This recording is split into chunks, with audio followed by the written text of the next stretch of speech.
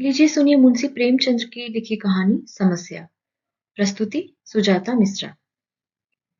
मेरे दफ्तर में 4 चपरासी हैं। उनमें एक का नाम गरीब है।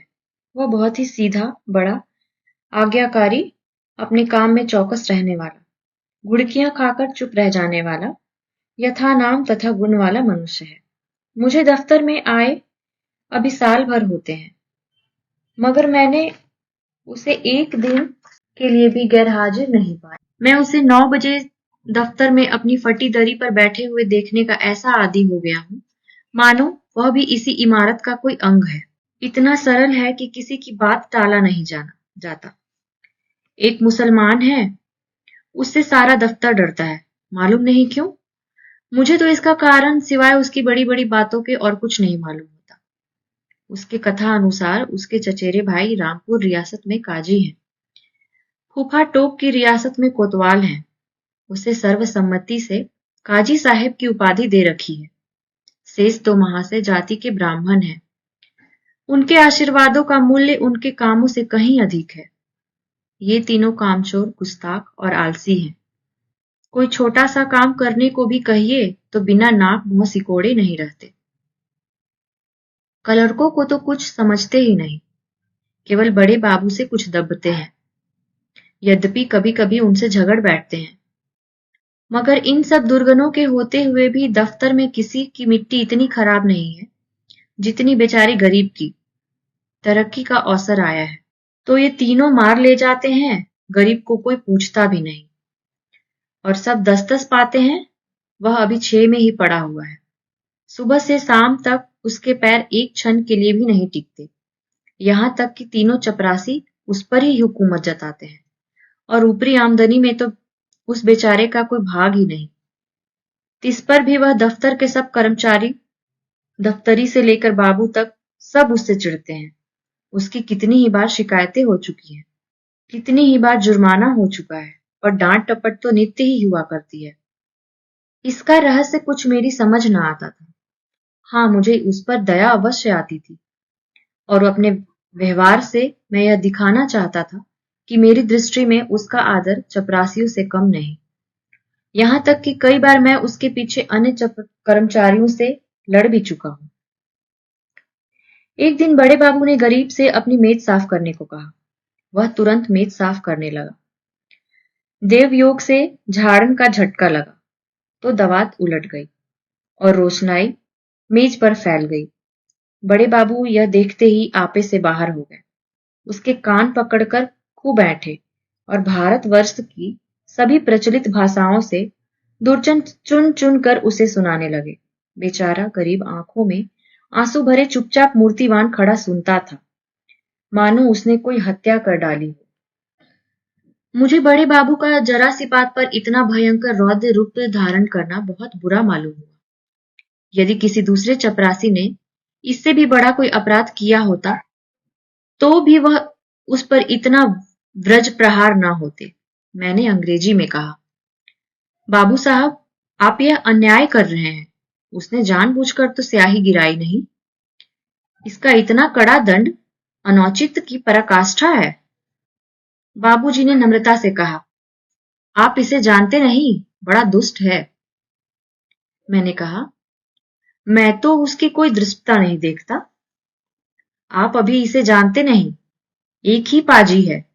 इसके घर 2 हले की खेती होती है, हजारों का लेन देन करता है, कई भैंसें लगती हैं। इन्हीं बातों का इसे घमंड है। घर की ऐसी दशा होती तो आपके यहाँ चपरासीगिरी क्यों करता? विश्वास मानिए, बड़ा पोढ़ा आदमी है और बड़ा ही मक्खी चूस। यदि ऐसा ही है तो कोई भी अपराध नहीं है। अजी, अभी आप इन बातों को नहीं जानते। कुछ दिन और रहिए तो आपको स्वयं मालूम हो जाएगा यह कितना कमीना आदमी है।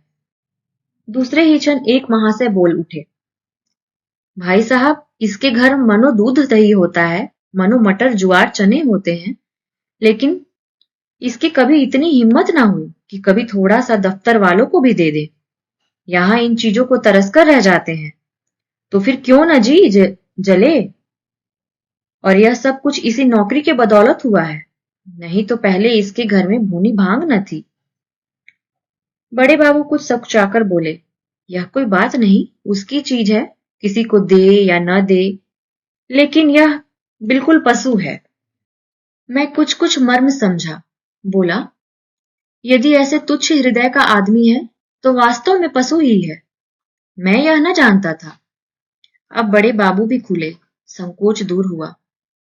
बोले, इन सौगातों से किसी का उबार तो होता नहीं, केवल केवल देने वाले की सहृदयता प्रकट होती है, और आशा भी उसी से की जाती है जो इस योग्य होता है। जिसमें सामर्थ्य नहीं, उससे कोई आशा नहीं करता, नंगे से कोई क्या लेगा। रहस्य खुल गया। बड़े बाबू ने सरल भाव से सारी अवस्था दर्शा दी थी। समृद्धि के शत्रु सब होते हैं, छोटे ही नहीं बड़े भी। हमारी ससुराल या ननिहाल दरिद्र हो तो हम उससे आशा नहीं रखते, कदाचित वह हमें विस्मृत हो जाती है। किंतु वे सामर्थ्यवान होकर हमें न पूछें, हमारे यहाँ तीज और चौथ न भेजें, तो हमारे कलेजे पर सांप लौटने लगता है। हम अपने निर्धन मित्र के पास जाएं तो उसे एक बीड़े पान से ही संतुष्ट हो जाते हैं। पर ऐसा कौन मनुष्य है जो अपनी किसी धनी मित्र के घर से बिना जलपान के लौटकर उसे मन में कोसने न लगे और सदा के लिए उसका तिरस्कार न करने लगे। सुदामा कृष्ण के घर से यदि निराश लौटते तो कदाचित वह उनके शिशुपाल और जरासंध से भी बड़े शत्रु होते। यह मानव स्वभाव है। कई दिन बाद मैंने गरीब से पूछा, क्यों जी, तुम्हारे घर पर कुछ खेती बाड़ी होती है? गरीब ने दीन भाव से कहा, हाँ सरकार, होती है। आपके 2 गुलाम हैं, वही करते हैं। गाय भैंसे भी लगती होंगी? हाँ हुजूर, 2 भैंसे लगती है, मुदा गाय अभी गाभिन नहीं है हुजूर। लोगों की दया धर्म पर पेट की रोटियां चल रही हैं। दफ्तर के बाबू लोगों को भी कभी कुछ खातिर करते हो? गरीब ने अत्यंत दीनता से कहा, हुजूर, मैं सरकार लोगों की क्या खातिर कर सकता हूँ? खेत में जौ, चना, मक्का, ज्वार के सिवा और क्या होता है? आप लोग राजा हैं। यह मोटी झोटी चीजें किस मुंह से आपको भेंट करूं? जी डरता है, कहीं कोई डांट ना बैठे कि इस टके के आदमी की इतनी मजाल। इसी के मारे बाबूजी हिम्मत नहीं पड़ती, नहीं तो दूध दही कौन बिसाती। मुंह लायक बीड़ा तो होना चाहिए।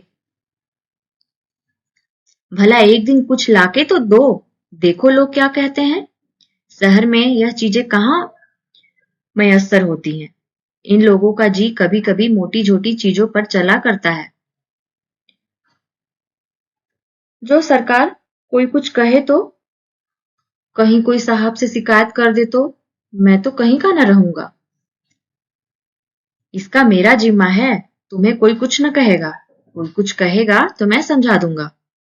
तो हुजूर, आजकल तो मटर की फसल है, चने के साग भी हो गए हैं और कोल्हू भी खड़ा हो गया है। इसके सिवा तो और कुछ नहीं। बस, तो यही चीजें ले आओ। कुछ उल्टी सीधे पड़े तो हुजूर आप ही संभालेंगे। हाँ जी, कह तो दिया, मैं देख लूंगा। दूसरे दिन गरीब आया तो उसके साथ 3 हष्ट-पुष्ट युवक भी थे। 2 के सिरों पर टोकरियां थीं, उसमें मटर की फलियां भरी हुई थीं। एक के सिर पर मटका था, उसमें ऊख का रस था। तीनों ऊख का एक एक गट्ठर कांख में दबाए हुए थे। गरीब आकर चुपके से बरामदे के सामने पेड़ के नीचे खड़ा हो गया। दफ्तर में आने का उसे साहस नहीं होता था, मानो कोई हृदय का अपराधी वृक्ष के नीचे खड़ा था कि इतने में दफ्तर के चपरासियों और अन्य कर्मचारियों ने उसे घेर लिया। कोई ऊख लेकर चूसने लगा, कई आदमी टाकरे पर टूट पड़े, लूट मच गई। इतने में बड़े बाबू दफ्तर में आ पहुंचे। यह कोलाहल देख कहा तो उच्च स्वर से बोले, यह क्या भीड़ लगा रखी है? अपना अपना काम देखो। मैंने जाकर उनके कान में कहा, गरीब अपने घर से यह सौगात लाया है, कुछ आप ले ले, कुछ इन लोगों को बांट दीजिएगा। बड़े बाबू ने कृत्रिम क्रोध धारण करके कहा, क्यों गरीब, तुम ये चीजें यहां क्यों लाए हो? अभी ले जाओ, नहीं तो मैं साहब से रपट कर दूंगा। कोई हम लोग को मलूका समझ लिया है। गरीब का रंग उड़ गया, थर-थर कांपने लगा। मुंह से एक शब्द भी न निकला, मेरी ओर अपराधी नेत्रों से ताकने लगा। मैंने उसकी ओर से क्षमा प्रार्थना की। बहुत कहने सुनने पर बाबू साहब राजी हुए। सब चीजों में से आधी अपने घर भिजवाई, आधी में अन्य लोगों के हिस्से लाए गए। इस प्रकार यह अभिनय समाप्त हुआ। अब दफ्तर में गरीब का नाम होने लगा। उसे नित्य घुड़कियां न मिलती, दिन भर दौड़ना न पड़ता, कर्मचारियों के व्यंग और अपने सहयोगियों के कटु वाक्य न सुनने पड़ते। चपरासी लोग स्वयं उसका काम कर देते। उसके नाम में भी थोड़ा परिवर्तन हुआ। वह अब गरीब से गरीबदास बना। स्वभाव में भी कुछ तब्दीली पैदा हुई। दीनता की जगह आत्मगौरव का उदय हुआ। तत्परता की जगह आलस्य ने ले ली। वह अब कभी देर करके दफ्तर आता, कभी कभी बीमारी का बहाना करके घर बैठा रहता। उसके सभी अपराध अब क्षम्य थे। उसे अपनी प्रतिष्ठा का गुरूर हाथ लग गया था। वह अब 10वें 5वें दिन दूध दही लाकर बड़े बाबू को भेंट किया करता था। देवता को संतुष्ट करना सीख गया। सरलता के बदले अब उसमें काइयापन आ गया। एक रोज बड़े बाबू ने उसे सरकारी फार्मों का पार्सल छुड़ाने के लिए स्टेशन भेजा। कई बड़े बड़े पुलिंदे थे। ठेले आए। गरीब ने ठेले वाले से 12 आने मजूरी तय की। एक कागज दफ्तर में गए तो उसने बड़े बाबू से 12 आने पैसे ठेले वाले को देने के लिए वसूली किए। लेकिन दफ्तर से कुछ दूर जाकर उसकी नीयत बदली। अपनी दस्तूरी मांगने लगा। ठेले वाले राजी न हुए। इस पर गरीब ने बिगड़कर सब पैसे जेब में रख लिए और धमकाकर बोला, अब एक फूटी कौड़ी भी नहीं दूंगा। जाओ जहां फरियाद करना है करो, देखें क्या बिगाड़ बन लेते हो। ठेले वाले ने जब देखा कि भेंट न देने से जमा ही गायब हो जाती है, तो रोध होकर 4 आने पैसे देने पर राजी हुआ। गरीब ने अठन्नी उसके हवाले की। 12 आने की रसीद लिखाकर उसके अंगूठे के निशान लगवाए और रसीद दफ्तर में दाखिल हो गई। यह माजरा देखकर मैं दंग रह गया। यह वही गरीब है जो कई महीने पहले सरलता और दीनता की मूर्ति था, जिससे कभी चपरासियों से भी अपने हिस्से की रकम मांगने का साहस न होता था, जो दूसरों को खिलाना भी नहीं जानता था, खाने का तो जिक्र ही क्या। यह स्वाभांतर देखकर मुझे अत्यंत खेद हुआ। इसका उत्तरदायित्व किसके सिर था? मेरे सिर, जिसने उससे चग्गड़पन और धूर्तता का पहला पाठ पढ़ाया था। मेरे चित्त में प्रश्न उठा, इस काइयापन से जो दूसरों का गला दबाता है, वह भोलापन क्या बुरा था जो दूसरों का अन्याय सह लेता था? वह अशुभ मुहूर्त था जब मैंने उसे प्रतिष्ठा प्राप्ति का मार्ग दिखाया, क्योंकि वास्तव में वह उसके पतन का भयंकर मार्ग था।